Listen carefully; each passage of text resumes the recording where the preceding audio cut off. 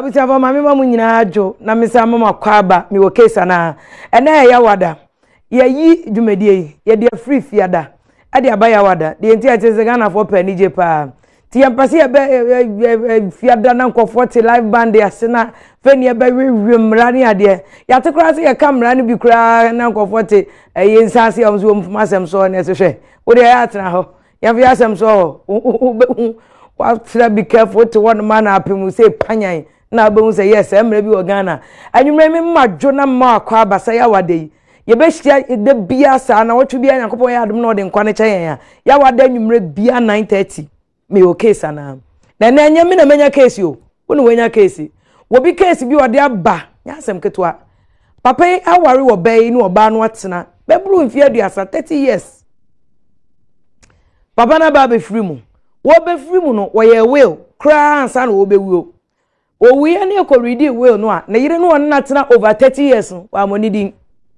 ba bi kitwa bi no bo ni din wo so ojan 100 Ghana no say what papa we ni papa ni for sa 30 years me ma hwew awo nkoda ama wo ene wa bobra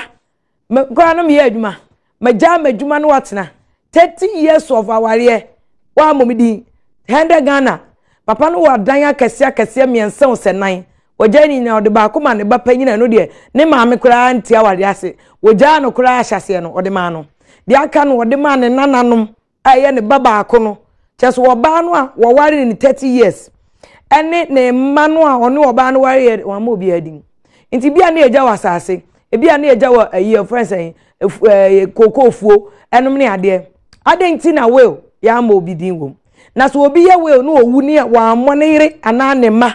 na ne ma no kra nyini nkoda nketenkete bia no wo mma kra wo nchen ya mo nkoda ne di wo will ni mu a otumi de court wo de court ada asem obegina so aka che court se o kwan se onu de ni din ba will ni mu ana so obi wo kra wa ye will o otumi sisa na dwen so obetimi aye will no ene ade achi no wonya ka afofo ka ma no aye will na ka ho ana obi won mo wa ye will la onkonya small girl bia se asisa ma dwen small girl ndu o mami de mu odine western power no aye will no de bibia ama no no oba no ne ball bra no kwa de bese adwo aye me yire ya aye me mpena obi a hwe nkwande awoso nti no aye will no de ama awoso girl no o wo case ana ene e bebe but they hear me kese kwa say unim say UK mema ne ma no enye UK nko na mom Ghana High Commissioner to UK ana nani abra wo ya asemi yeso omu Ghana fo no wu aware bone aware fun aware kankan ene yedi kumomo ene adwuma emroso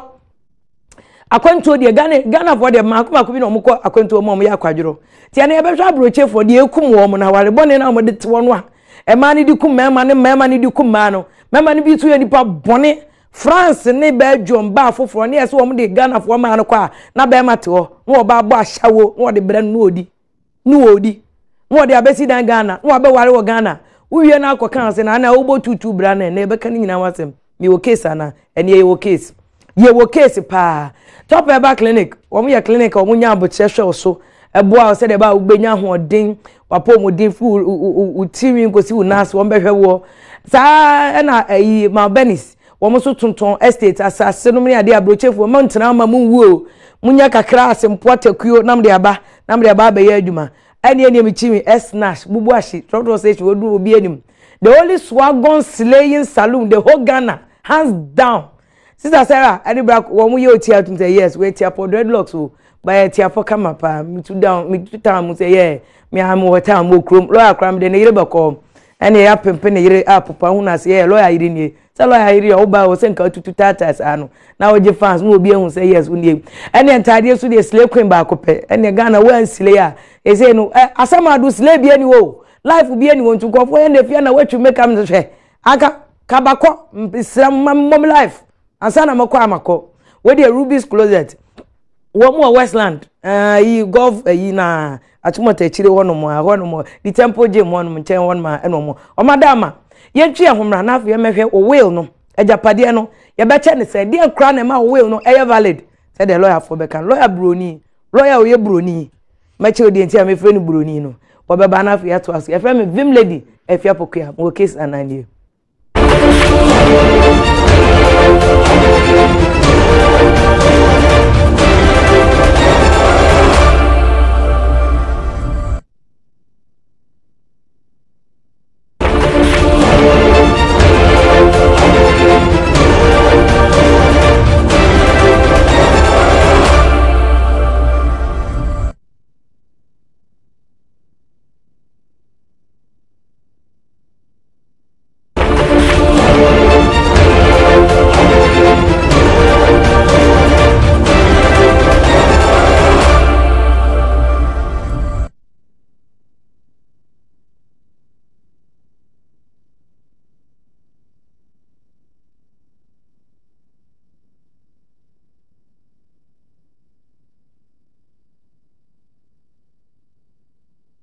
abusia for sam makwa aba bi ye kase ye ba beto aso mo kesa na ene ye duru so no na se de meka na ye ne lawyer Emmanuel Broni bedi ako ne lawyer Broni ba ko pa wa benia ne abrofo nyina akotena classroom asua de abesua Ghana America ho ene ye nete a ye ka ho asem tin samanse eno ane ade e friend will no ni Ghana kasa na kan kasa ene samanse so obi wu no ye samanse a den na man samanse ne ye valid ana ye gitum man ye yie so wanye samanse a wowu a ye den ye charge pade no enkora wo nkyan a se bia na yire ote awade na se but oba fufuro wa akira eno so se ne ye behwe be kasa wo ba no ene nkora no aka no enso ho asem ni nyina ye be ka ho asem ne moma sana no wo ze ye bebe yi anopei na newspaper sin be break ka se Ghana High Commissioner to UK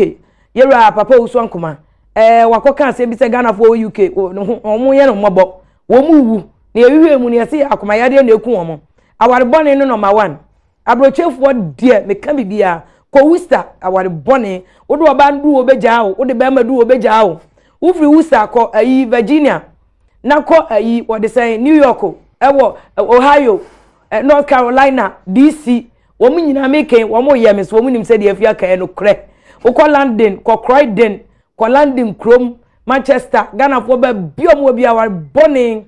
adwuma mro so wo ba ba ye adwuma san ba ma yi chop money wa brochire yesi ekumom we the lawyer we shada nye law issue ankasa na mo am lawyer sikura mo kura mo asem ko yesi mo akrachi fo yi Ghana ha say mo so sa ma wari anye yesi be wari mo lawyer fo say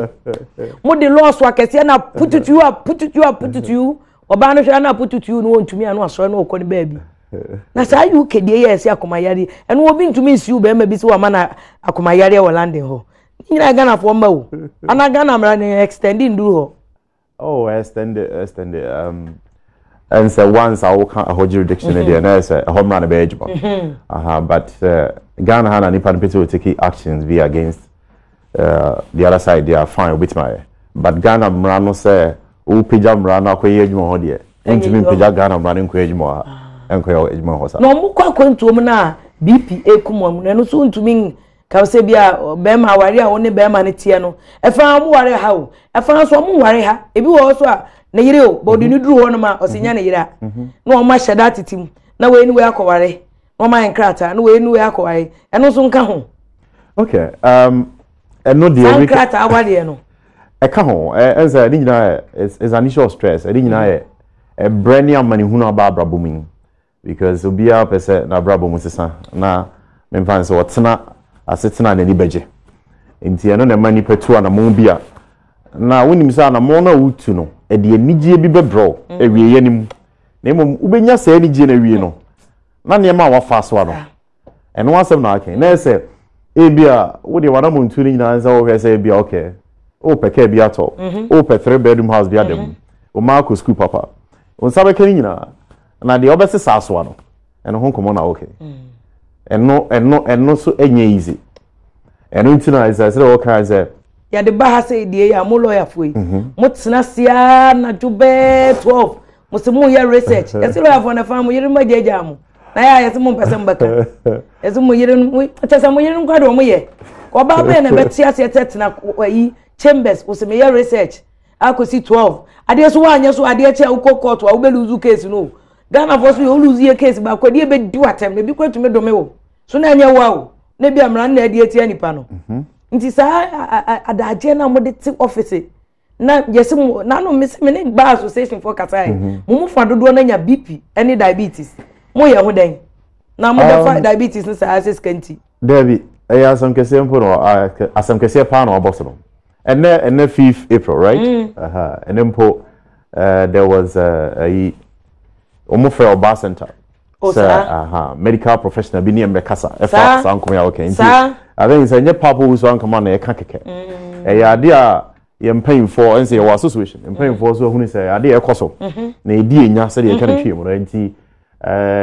ye nyina no say ye gitum say adwuma no stressful edging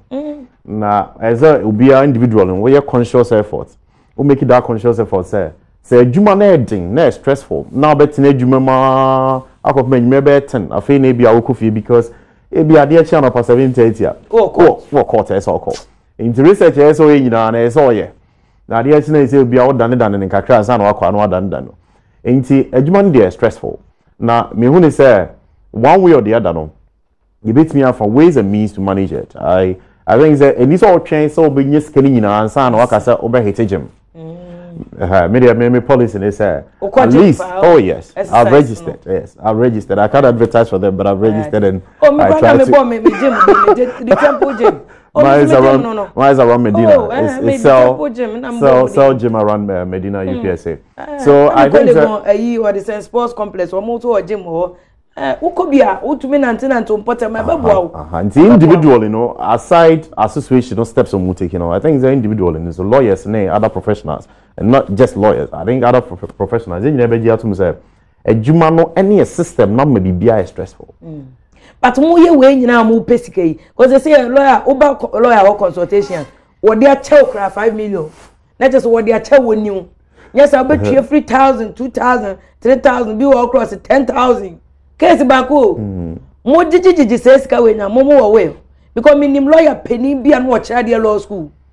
I watch draw Wales who books so ya de chira there law school ye ko nyina no an ya de chira bi wanya we besi na yire no mienu o mo twe na japa de o manso mo ye bi wa wo we there be menyan trebi so na so say it's good to be honest it's you're good I like that no there your kwan bebre so o fa obetimi aka say bia uni word ho na so still why they want to achieve customer will now can you there be and say bia wa wudi edi enti okay enti what to achieve e bia unya ntwe enti e kan ye futu na still the mark client no okay say wonye krata nto ba betwe tu na mo bia efie anasa ase a wato no obusuani bi mbe ha oyire enoma okay because me to asase no me de million din ato so okay timini ho a ono no I see enti na say bra na beji efutu enti wo se wo ko enti wunya ntwe kra na wakobo ochi to an extent enti entimi ma say me free ha kona nyame mfa chame na bia bibia atum kema na say obese okay aloya ni nyina echi ne ya na abusuafo no ebie ni adion ana meya wo ka o masem ni wo nyina na wo mani edesa o obo on man nkora nkete na ni nyade bia na wo ire ye lawyer ni nti wo no ono onim law ne dada tutu mesisi no ebi so no e teacher ni ana o doctor ni ana o banker omo no mani eden but minimo bia ono so ya raba ni kunu asidan e wo Medina adentampo bishia na kuma mama zimbi widows conference ase ni kunu edan e wo ni chrome odan omaje arabo odi ono obema ne oba ni di na yeye so abusuafo na je edan na wa denta no ko mo beje ena ono omo etentam ya se dabi eno kwa bro bre okofa lo no kwa ji be 30,000 no woni bia na lo ya wo bo tiri nko 30,000 ade oba kunafo wo ji ni 30,000 so sikano enti wodu betimi de oba no wo oba ni di aye be abusuafo na ni ade a wo be da boa omo mbe survive no omo uni ho no mbedi wade no yes said you was chairman and say lawyer for the Anaa yen said nim fast ni nyina ya na yen comment bebre na kakra meet me aka afa the last bit ni say at the end the no team no otimi tu anamon ebo ho ban enti say unya tu anamon no kwa dia obenya futupa from lawyer ni ama the say otimi bo ho ban no wa bo ho ban because ye situation one track krata o anya well enti enye sia the bit me an say ye bo the only buy nti then efutu I say the man near the amount near bo home buy ba ne papa mu a wo de oyire no ma ana de opese odija wo nua bi wo ye omu de ye papa ni nyina wi a papa so betra ye will na account yes there's a one nti ye fa wella wo share head na you say this is the last testament just any pakrona wo free mu kore wo nze wunya free mu a na wo no nya adwuma wo free mu ansa ne akopeja head in this is the last testament nti we ni asem etwa to kra nipa ne tim kan wi ase ansa na wo nti ese wo no tumi no saase abra nipa ne free ho ntuti ase a wo nya adwuma daddy ntuti ase ma twa wo to me twa wo 10 years ago a eni tumi bia the moments am free ho na no na wo no etumi na sorry Nti se bia why will na wa ma yire hu se bia eden me dia ma wo. Na wo yira sate brage. Na wo de che na busuafo. Wo busuafo kra ba so mpuma sem so nkoda we me dia wo. Me kunu dia ma me. Eno wo betimi aka ne sa. Se de we ke na se nam de wo huntia. Wonam de wo hunti wo ka asem ne se ne dia because wo no so e ka asem bi say in fact say japade no mpa ye dia ma no ono so kra betim dia mo bi o sa tinema ho kwan enti you can even wo something na wo de edan ya yetim ma me a metimi so e de amamma me na me nia in fact ade mpa wo expect see ade ma wo timi wo le mo bi there be lawyer itiremu me expect dia na te se yenya fa ma mi o ba me ni da so see ade be ma me exactly so enti me senya nkan na nya mo na mo kan ni mo that rule yi okay na ni mo that rule dia na te sa ade ni wo no utumi fa ma obi nya e ma ni nya yie because enti ade enya meye wo dia mo na mo kire sa ade no title has not passed okay in ye medi wunsem a eye na me hwe kwan no mitumi edane de ma menua be ma se ene me so ajapade me kuna hye mbo so de be ma menie ti ene me de be ma menua ketwa me de ma yesa de wo kire mo no ye the law relating to commerce and commercial law nti ni mo that doesn't apply to Wales de wo kan ye o kan say e bi amaya madwen say me ton ajapade no okay do you have title yet that's a way if you don't have it no so when say nyankan enti ni pa no say o we lady and say nyankan a on ton on pass the title will enye sale o pass the title I see enti o sha so obi will bibi mawa that is an evidence of how you acquired it and also evidence nya bibi no might be through toy and sale okay enti sa evidence in your penti ma me yensha Walls Act section 1 no what say section 1:1 was a power to make a will. It says that any person of or above the age of 18 years may, in writing or in accordance with this act, make a will disposing of any property which is his or to which he will be entitled to at the time of his death, to which he will be entitled to. And they say when your evidence so could you more. And we nipa no oya will no na no nya de oya beneficiary. That's why I say to which you will be entitled to. What come back on the big guy his the order. And about to which you will be entitled to. And you couldn't be one no paper no say me din the deaf years and now the yet to me ukasa say okay if you are media. And to wait into miss me will at I'll be entitled to. And you one I'm law school say. You will be as will say ambulatory. Thank you. Into bet me I ask someone dream bia. Thank you. Because a man who I have been a man who by ye. To a band was he can want my bema who say, oh, kwaku, me do pa, while you wouldn't me at be just so ya dear pa. To okay in Namida Shonsa. A day in Namida Moss, and after the was at it dim quasem. Who to miss someone dream? Some farmer, no could change you will no. Into said the okay, and no cry. Then law no sanka say we ambulate you to Mrs. Ubetimi asesa obey well ene watch na betimi asesa ade eche obetimi asesa unya ka aka ho obetimi asesa ene ebede na odi ni nyina aka bom okay enti me na matcha me wo enti e said law no say dia me wo metimi awele ana waka dia ono so expect bibi betimi awo even the definition of property under the Walls Act talks about expectancy. It includes expectancy. I see. We will go there under the section, I think 18. The point the American Union said, "Who would the na kase ambulatory? Ye jutum, me mrani jutum."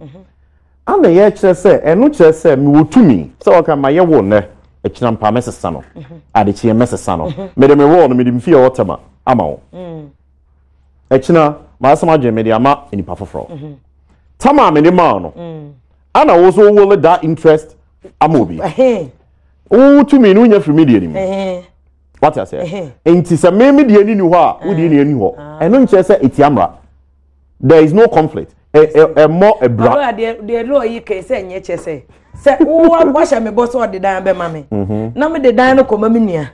na me hwe kwan na wo ka se ene abaya media yi timitumi de mo obi ye di kosi awawa da bi ana ntumi fan kosi awawa man ka se abaya odia o you see expect property. You can also will it. But definition of property. If you include expectancy. Yes. It me expect say ejapade we am na uti mu wo de mama me na me ye oyire wo de mama ana me na me onu aba wo se saa da wo de mama me timi so me ba ketwa me de ama no asem bi aba enti ye de edan no akosi awowa but echirei wasesa wadwen nti awowa na ye de akosi aba den ese me na me dia me na mdisi awowa no okay wo de enye na adi kosi awowa wo de mama na me mehu we ne se wa twere wo we ne mu se wo de ama me wo kasa me de ma wa twi kasa na eche se aba ho enya ma so onya mu yi nti nya ma ha nti ne se wo no ebe ye adwuma abra de o twere no afim nti wo de no de wo hwe ade bi ebe ba wo ho e ma wo ho nti utirim na be o de keke nti ade na ebe ba ho no emra no se wo so betimi awele na ade nya ma ya what say nti eche se chamber ko je se ba ko eye adwuma ansara ba ko aso ba mra no se obetimi aye ne sa I see Matthias sana mra nti wo de ma men kan interpretation for 18 also MANT interpretation session no yes 18 is the way he defines property. He said property includes movable and immovable property and any right, 1. Okay. 2, benefit.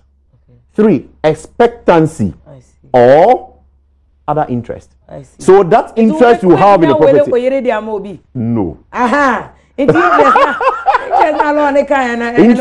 Interest in the property. And your legal interest, your equitable interest. Interest be our Japadi no. Also team the man will be. Expectancy in the car into Adia over and Mukwain. And import me well. Into another level. Okay. We papa the on any 30 years. On na bobrao. Obema no eye we no we yi oba ne die from obonidin baabi na o ma na 100 Ghana ena o de dan a ono oba na tena se o ma bobra no o de ama ne ba panyini a ono ne maame ntia wa ye na 30 years nya ne maame ntia wa ye na se o oba no ne ba ma ne struggle ye oba no kwa so o hia no kwa na o ye adwuma ena o gya na adwuma se de ba obehwe nkora no na o ne watete nkora yi boys ne ade nyina wo mo wa mo ne din ena o ye normal wono so awu kwa asamado o ana wuche musalo yiwe no so anya adwuma da eje se wawu yes nti wawu ya ekokan ade no a wa mo ne yiridin na yire ne ma no a one ne tena nso wa mo nkora ne bia di no na dwen na nye correct ana sesen because you see abodam no to re bi etumi ya mema ne sa say your evidence na dwen ya corrector yes e bi obi etu agina wo nim se ko obehwa market na ka se ade na o twere no sama o twere no na bia na dwen ya adwuma na say you move on to baby ade ko ne say one man yiri obi amfa nse ne nsam yese de o describing ni no one man yiri 100 Ghana cedis pe untimi hwe saa suban no enkase na dwen ya adwuma sao na say mo obi bi am say reasonable man thank you reasonable man ben ono oba betina 30 years obi man 100 Ghana 80 eba wola wo na wo kotie mu no se wunya asem e wo mrem editia wonu okay na nye se asem bi se o ma token o ma 100 Ghana cedi abra ni ske bebre enitia akotiem enim na ba bia na emom ba bia say nipa crane or what space was act in me section 13:1 okay I'm running for bibi reasonable provision okay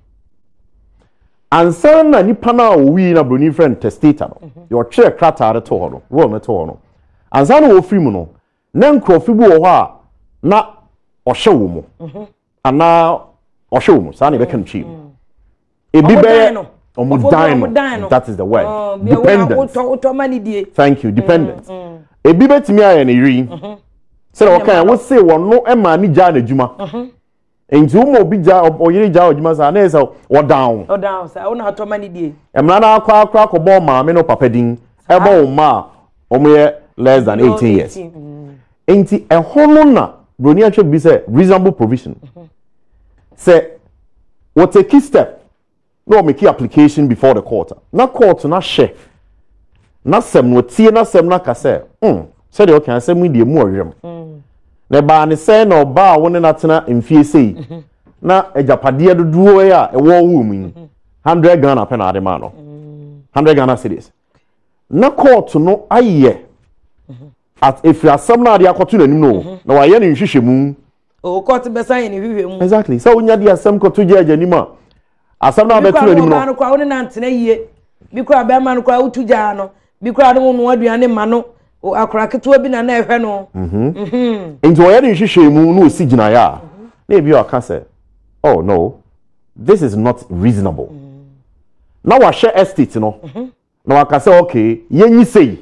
enka ho because of ABCD I see enti e possible so obi wu a ni wo nechi no se ne we no kra no court wo se enye se de okay enye reasonable a yetumi sesa no oh yes na emom no ne sesan no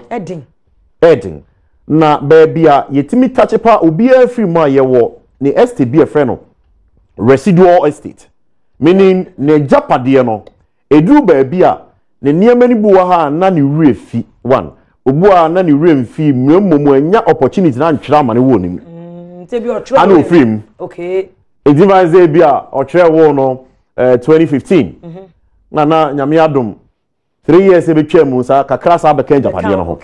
na no per time bi na nko bi a se wo be ye codicil bi wo be ye document bi aka wo na na se wo be sa wo no kra foforo atwen foforo na mu time na ama fofi antoata ana o kan shugu ye enti se wo wu a sa niema na one chunk nyina no e be fall into residue and your friend residue estate okay eya na court no di kan hwe ho no ansa na obehwe de o kire na dwen ho no de o kire na dwen ne wo no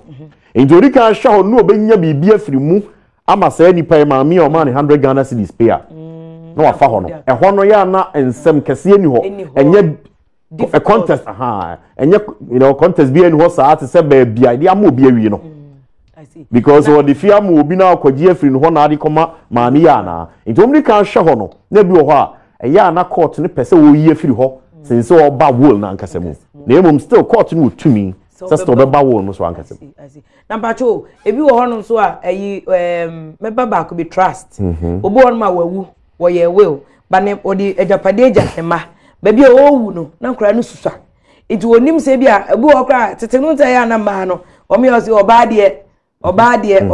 nti be na bi a odi amani nua ba ma bi ana abusua pani bi se on hwe japade no so kosi se ne mabedi ebi a emfie duonu emfie duasa na odi ama no na so na abusua pani aja aboso na nua ba ma aja aboso sa trust no eno obeti aja aboso de afa ne se won hwe japade no odi adifo no se akanfo ne eyi enkranfo di ejade anuafo di ejade esremfo di ejade nti wo papa ni wa papa nia na ebedina de ona be hwe japade nyina so bata kanfo no wo papa ni ho no ma ne wo faase na ebedina de ne wo faase no na obehwe japade no so bia na nkora no musa won hwe so ko se mbenyini no aja boso aso we ho no wa fa kire no wa kosesan we no and why possible ememu no wa obetua na mo bia sesa will ya trato bia no e criminal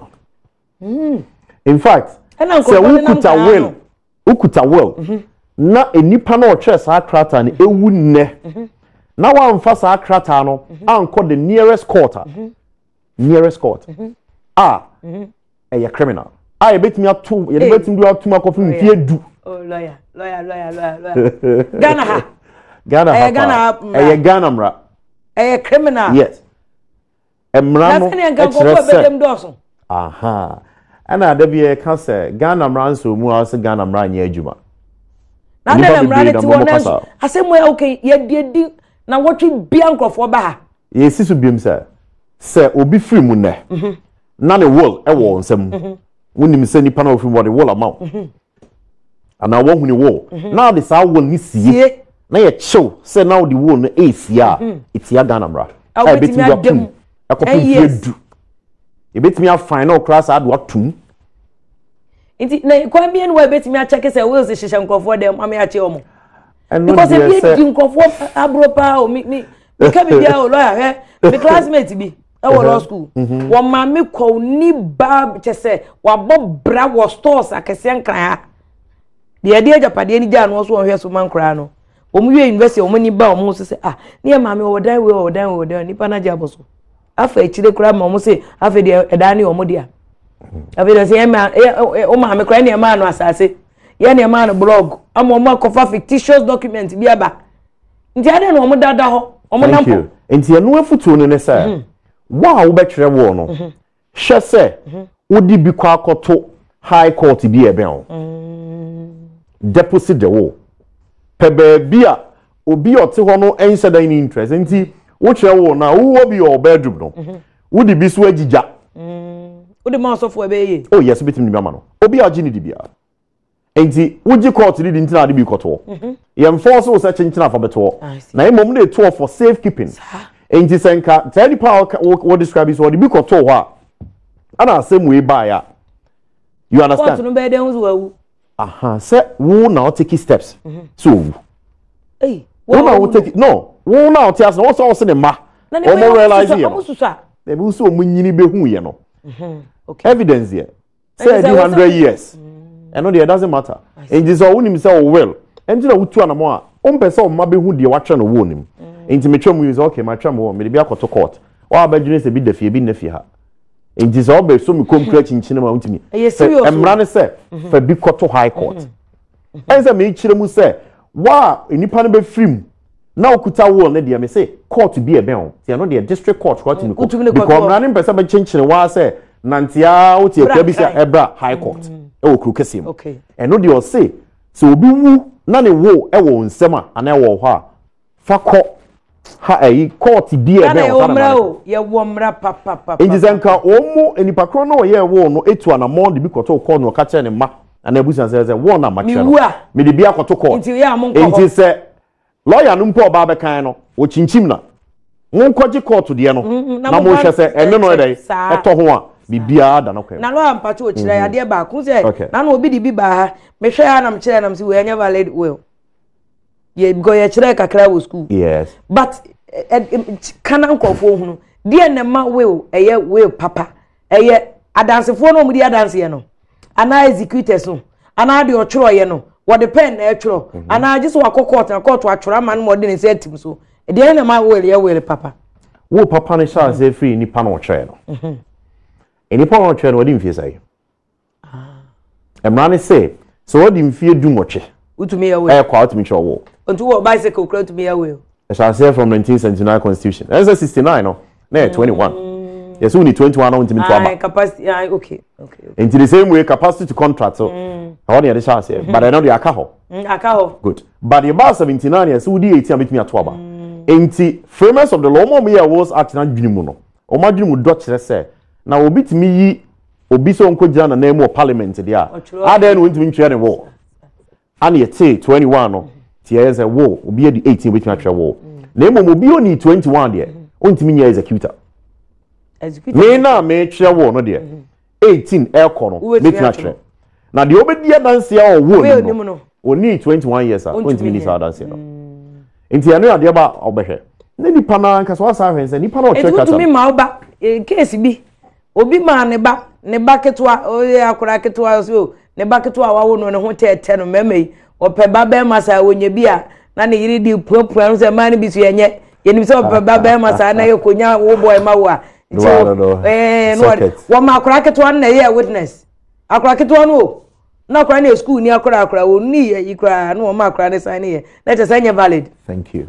Enti sa ne man na wo hwehwe the ingredients ana nipa na me ka wansam na ze edi nkomo ba ko busa question mi nipa na wo hwehwe wo no sa atma wo hwehwe na adwene mu edadin because memory na say bebre nya stroke bebre dementia state ben na no more check rata no na me no dampa so na me de paper ne bre one yetrom we no so we see dampa so asem na kan ya asem kese because high level kosi kwan na betimi a kire se ne dampa so oh na emom anu see case asem no because me my ye pese enya me no mi se obi di takra nu masum kakra me right no asa se kire no chro me me kai be ma jago me de ma eguru kai odo me de card be ma go me dan no a me ma nyo wo bo onu ma ne yiri kwa nim ba bia ne dan wo yes no wa che ne girl ba bia ne dan wo me pepa ne we nie ne de takra wurade o sika o de ne girl course on funny wife nko e ono asem say di pakro no ba wo de onya sa David oh we are sure David hey lawyer say wife show me Me wife is sharing. Me ya na ma say chire me tell me can share no. Say me ntwe krata, say me ya na so okay. Ima edini gu so. Ima no broni be dia ko and Joy Atta. Sir. Edini me gu so. Sir. Enti say will or no will. Will she's secure. Exactly. Enti anamontu na enipa no betu no ana chire de bisi wo nechi. Enti za wo twa wo la. Paso de unim ya na na ye homra na ye meto aso because paso de won ka san wan na be chire say ye dan paso. Enu tumi chire because man bi won ma mema no. Nso ye say midlife crisis. Odi be 50 60 no a na afa ni take your rise. Na afa ni yire no so menopause waba. To opane da ba no so menopause waba won tumi mfa ma no. To onya baba wo bia university for girls 18 ni ade ya. No waje na boso no atu. No akotena again no. No atodan no ne gen netim. Woba no be kan bibia busuafo be kan bibia. Nti wan re wo evidence say watu ajaw. Na woba front net ye. Na before obetu no wonim se ne na waya ne we no.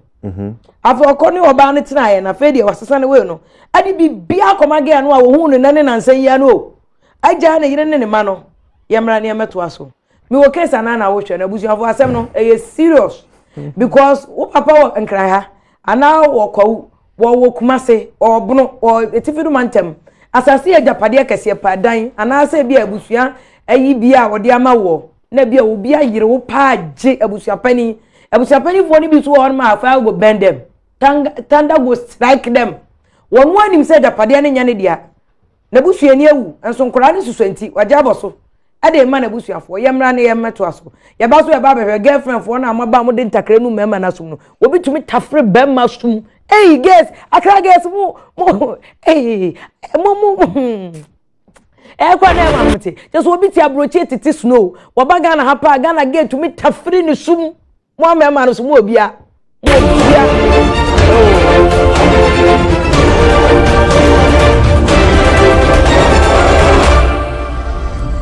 ababio ye wo mi wo case Anaa so e wo Adom TV so unim ye kan samanse will e wansem na wu na wanya will nso a ye de emre bia de interstate succession law na be che wajapade ya kan en wansem da nti ene ye nheda ha ye ho bebre sa de kan se waya will na wie no wo papa de bia ma no de lawyer AC studua lawyer broni bedi akwato no boye ho research en wo de will sa atna ba no wo chire mu e de amamo ne say wo ya will ni wi a isrew for copy court high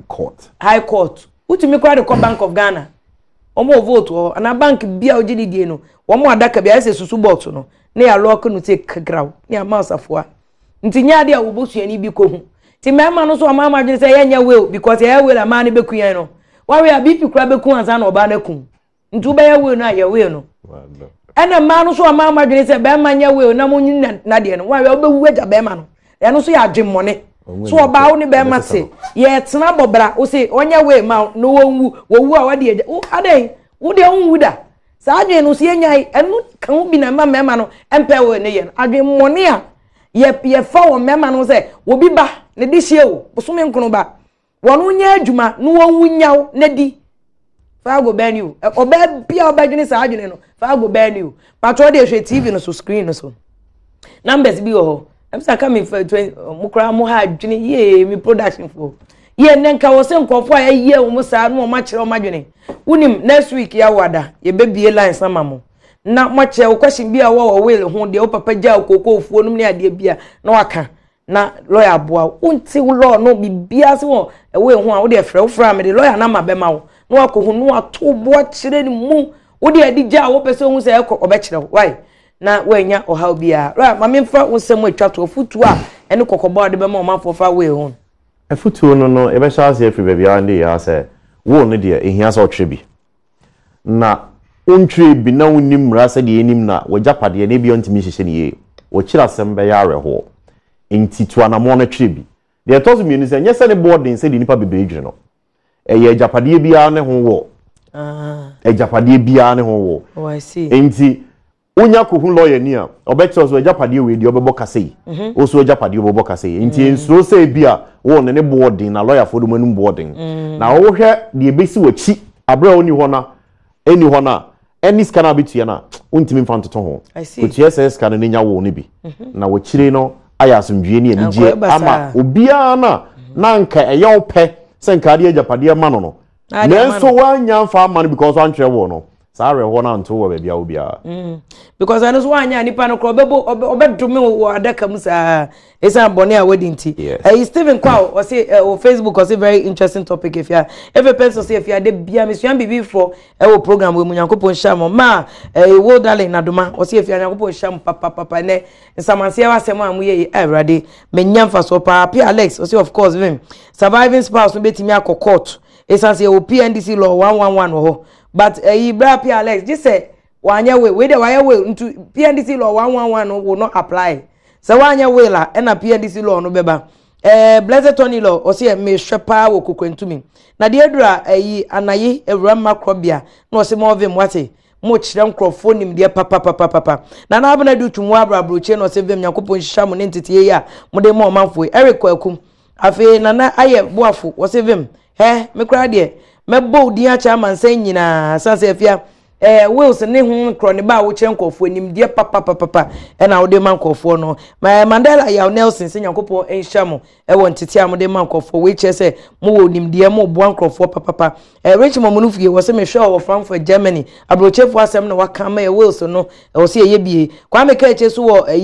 Denmark no se nyankopon hya mo atam mo se me so mo Sweden. What's if you what about say wife no and treat ni kunu year before the death on oba ni den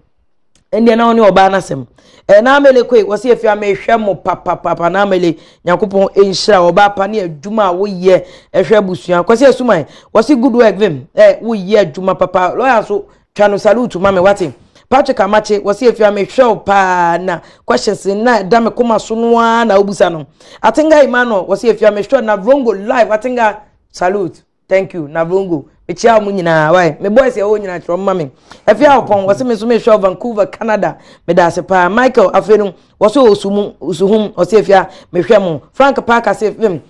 many age ne topic ya de aba lawyer so chia na mama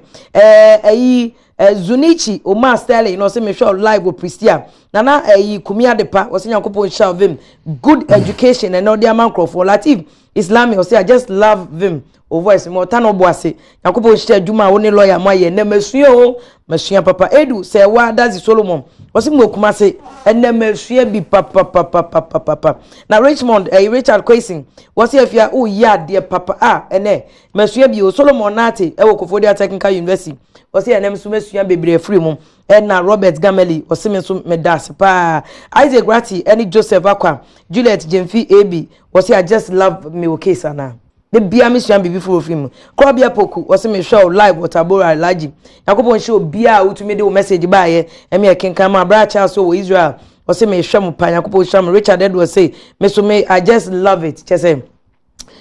mo ye adwuma yakopon koso hwa mazi kalo say God should bless you na judges mo ne ade nyina so hwe se de ensem no etie na nana kosu ade o si ni nu ebi kra ira ya o hwen den anakosia no meka no kase boso nyankopon ya adoma wo kina ne ato aso ati posi ni bi ben NIA wo se meneyire Stefania o CID ni wo wioso wo se vim wo hwe kra ma ne bro so kase wo pe wasem pa ben wo NIA National Health Insurance Authority bra ben ye dase wo no yire sister Stefania udi so de yada asese wo yire ohwe ye bre no aso ti yankopon ya adoma ye bekoso Royal Mama Sita wo Kofodia senya vim o asa o lose voice e bompa ese ho beto na o voice na san ba biem me da asese mu nyina mahwe ya ba se da kese ma ye production team Raymond Kumsi ne Ellen Boache Eric Donko Michael Apabila na ye research ma oni Prudence Patinge Makafu Samuel Richmond Blay MCR Benediction ene Beatrice munya ya damase Jesse ene Belinda so ya damase papa lawyer papa ye ne waboa me atensa manse Wales ase wonti bibia na brofo a lawyer kan ene mu oduma wo a wo de wo frɛ me a na me de lawyer na ma ma wo okoso akoni ye o yes okototo papa so ebi won ma wrong story yes can according to waka lawyer Emmanuel Broni bedi akọ yakopon chance lawyer obeboa me ati se bi na se yakopon ya adoma ye beto aso ya wada next week Thursday meka akam enwei ewia na me wo de bia akam ya bra me vim lady afia pokua aseda enkomo bia boy esna and as God bless you mama